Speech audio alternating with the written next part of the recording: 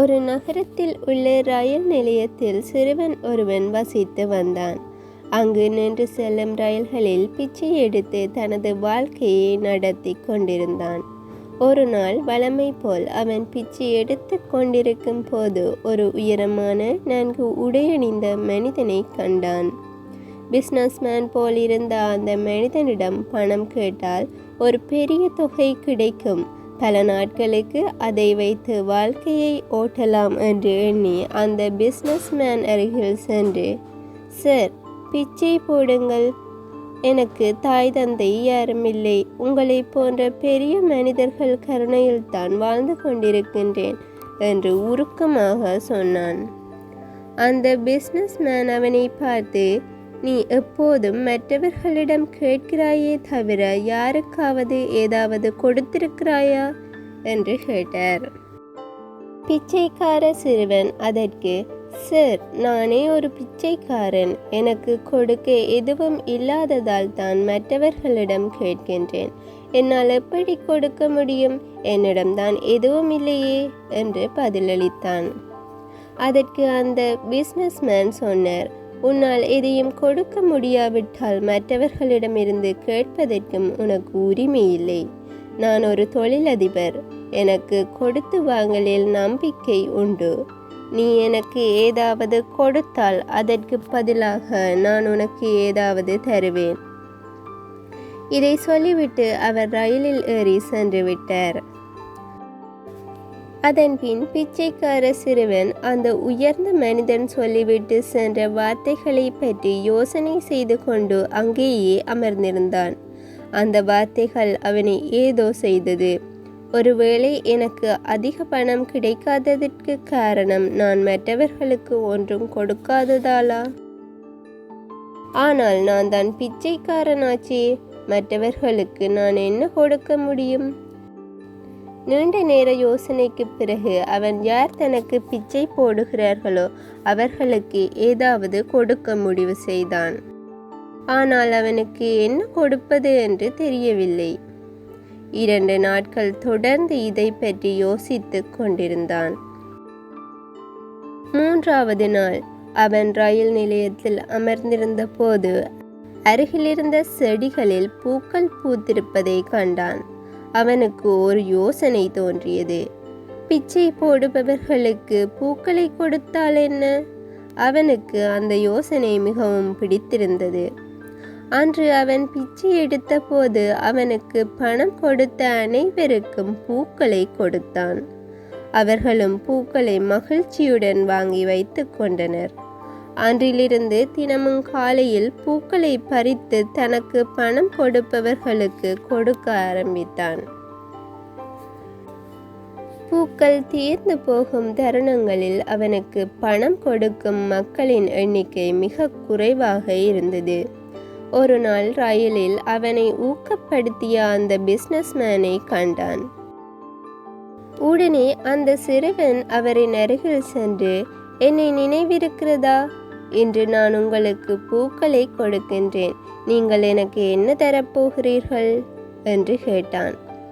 அந்த பிஸ்னஸ்மேன் சிரித்துவிட்டு பணம் கொடுத்து பூக்களை வாங்கி கொண்டு, அருமை, நீ என்னை போலவே ஒரு தொழிலதிபராகி விட்டாய் என்று சொல்லிவிட்டு சென்று விட்டார். அவர் சொல்லிவிட்டு சென்ற வார்த்தைகள் மீண்டும் அவனை யோசனைக்கு உள்ளாக்கின. அவன் வாழ்க்கையை மாற்றுவதற்கான திறவுகோல் அந்த வார்த்தைகளில் இருப்பதை உணர்ந்தான். ரயிலில் இருந்து இறங்கி வானத்தை பார்த்து, நான் இனி பிச்சைக்காரன் அல்ல, நான் ஒரு தொழிலதிபர், நான் பணக்காரனாக முடியும் என்று கத்தினான். அவனை சுற்றியிருந்த மக்கள் அவனுக்கு பைத்தியம் பிடித்து விட்டது என்று நினைத்தனர்.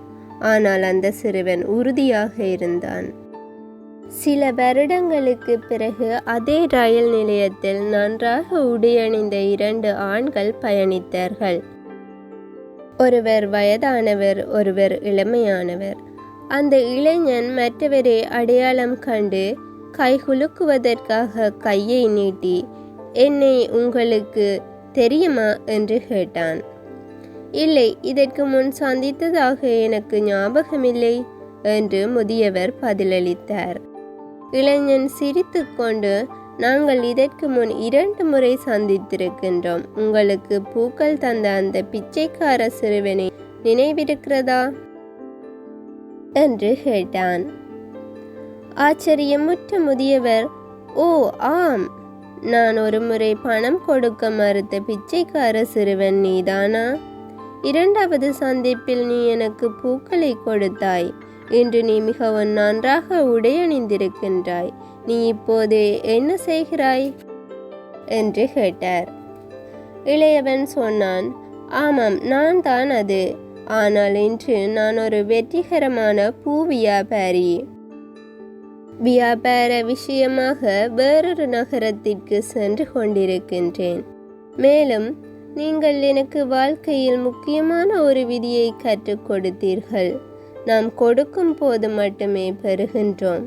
இவ்விதி எனது வாழ்க்கையை மாற்றிவிட்டது. நாட்கள் செல்ல செல்ல நான் ஒரு பிச்சைக்காரன் அல்ல என்பதை உணர்ந்தேன். நான் கொடுத்த பூக்களுக்கே எனக்கு பணம் கிடைத்தது என்பதையும் உணர்ந்தேன். நான் சம்பாதித்த பணத்தில் அதிக பூக்களை வாங்கி ஒரு வியாபாரியாக மாறினேன். நீங்கள் கற்றுத்தந்த பாடம் என்னை ஒரு வியாபாரியாக மாற்றியிருக்கிறது. இருவரும் சிரித்துக்கொண்டே தங்கள் பயணத்தை தொடர்ந்தார்கள். Moral of the story. கொடுக்கல் வாங்கல் என்பது வணிக தத்துவம் மட்டுமல்ல, இது ஒரு வாழ்க்கை தத்துவமுமாகும்.